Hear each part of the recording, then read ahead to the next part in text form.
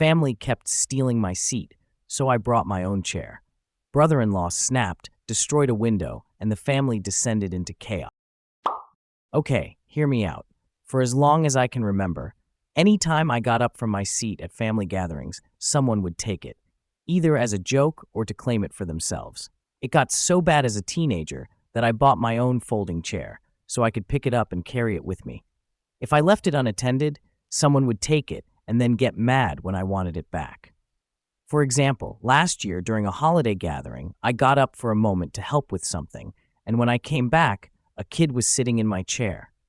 When I asked for it back, my family started berating me for making the kid move. So now I always bring my own chair, a really nice, comfortable, portable folding chair, and bring it to every family event because there's always a scramble for seats.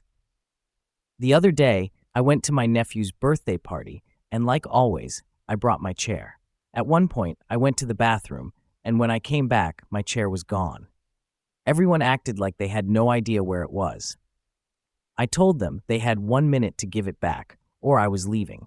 At first, they laughed, but when I started walking to the door, they realized I was serious. They kept telling me to calm down and said it was just a joke. But I told them I wouldn't have to bring my own chair all the time if they didn't constantly take my seat. I don't think it's funny. It never was. Eventually, my brother-in-law pulled the chair out of its hiding spot, but one of the legs was bent. I pointed out that it wasn't like that before and asked how he managed to bend a metal chair. He tried to fix it, but only made it worse. The chair is now unusable because the leg is warped, and I don't want to risk sitting on it. I told my brother-in-law he owes me $50 to replace it, which is what I paid for it new 2 years ago. He got mad, saying it's just a chair.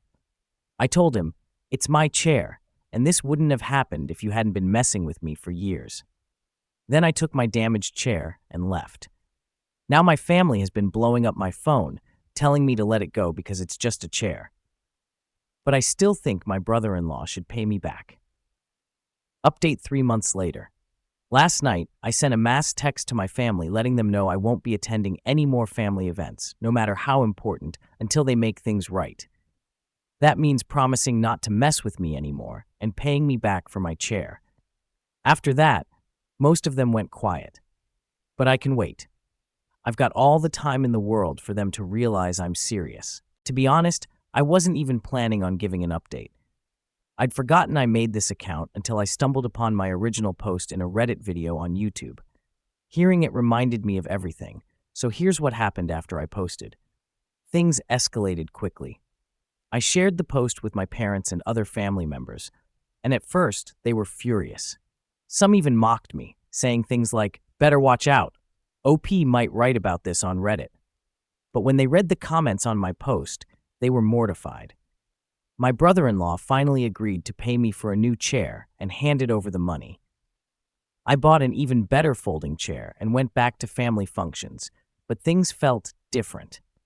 Some family members acted like I'd ruined the vibe. My parents, however, stopped thinking the chair issue was funny and even scolded a kid for taking my seat when I got up to use the bathroom. That's where the real drama started. The kid, my nephew, started crying and said his dad, my brother-in-law, told him he could sit there. When I came back, the family was already in a heated argument about it. My brother-in-law and sister were yelling that it was just a chair, and I was overreacting. My parents demanded to know why they cared so much about messing with me. What was the point? That's when I stepped in. I reminded them that none of this would have happened if they hadn't been so intent on picking on me for years. I only started bringing my own chair because I couldn't rely on having a seat. I told them if they still thought they were in the right, then they were just bullies, plain and simple. What kind of example is that for their kids? My brother-in-law lost it. He grabbed my brand new chair and hurled it through the bay window. Everyone froze. After realizing what he'd done, my brother-in-law bolted, leaving my sister and nephew behind. My parents got my sister to call him and threatened to involve the police if he didn't pay for the window. Over the phone, my brother-in-law yelled a few choice words before my sister took the phone back. She gave him a choice: fix it or face divorce. That got him back real quick. He apologized without looking anyone in the eye, agreed to pay for the window, and left again. Surprisingly, my chair survived being thrown through a window with barely a scratch. The window, however, needed to be replaced, and my brother-in-law hired a company to measure and install a new one.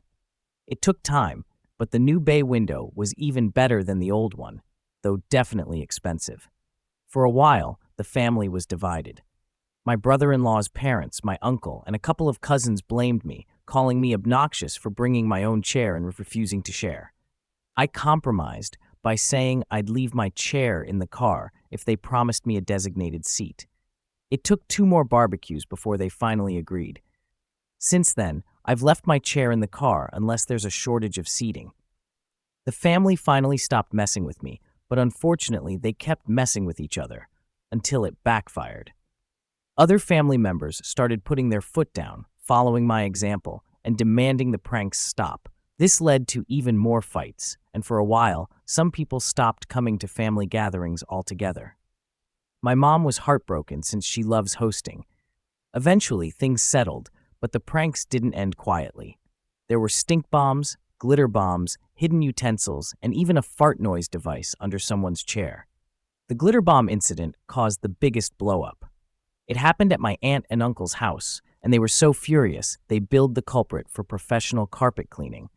After that, pranks were officially banned. The family events are a lot calmer now, but some say they're a bit dull without all the chaos. Personally, I'm fine with it. I'd rather have a boring party than deal with another chair incident.